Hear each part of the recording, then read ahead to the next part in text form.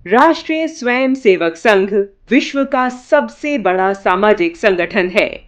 विश्व के इस अद्भुत और अनूठे संगठन को देखकर अनेक लोगों को यह जिज्ञासा होती होगी कि ऐसे विराट संगठन के स्वप्नदर्शी कौन रहे होंगे।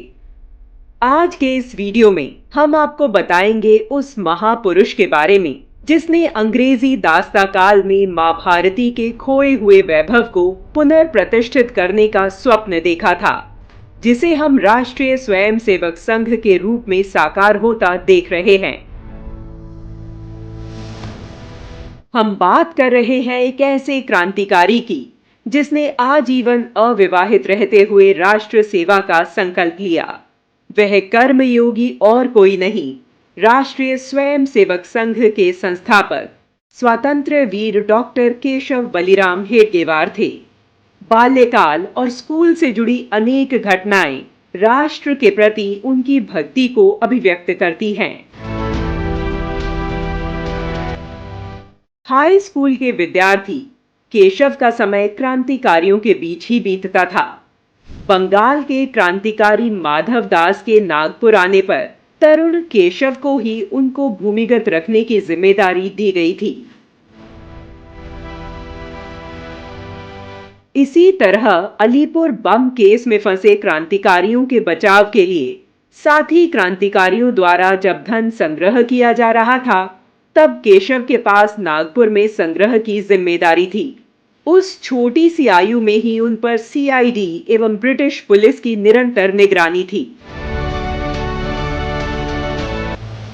क्रांतिकारी डॉक्टर बालकृष्ण शिवराम मुंजे एवं उनके सहयोगी एक ऐसे क्रांतिकारी की खोज में थे जो उस समय क्रांतिकारी गतिविधियों के मुख्य केंद्र बंगाल और मध्य भारत के क्रांतिकारियों के बीच सेतु बन सके।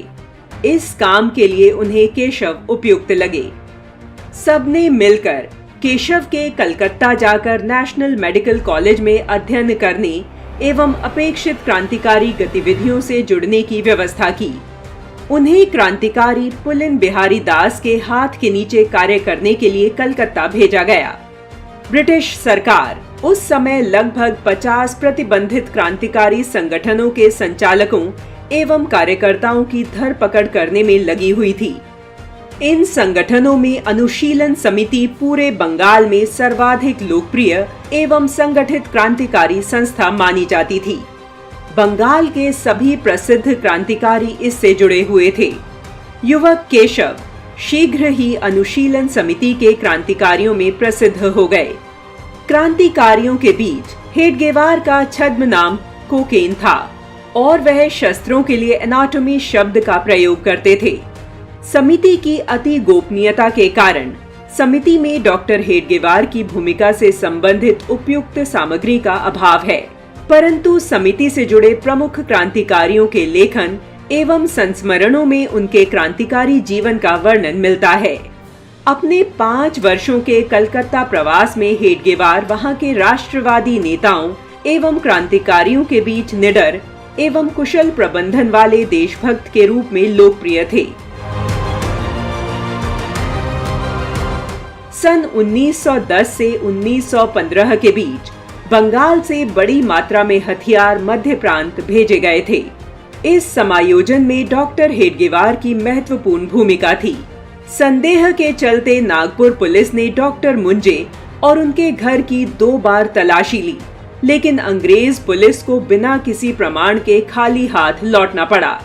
सन 1920 तक डॉक्टर हेडगेवार भारत के प्रमुख नेताओं और क्रांतिकारियों के संपर्क में आ चुके थे और कांग्रेस द्वारा संचालित आंदोलनों में उनकी बहुत सक्रियता थी।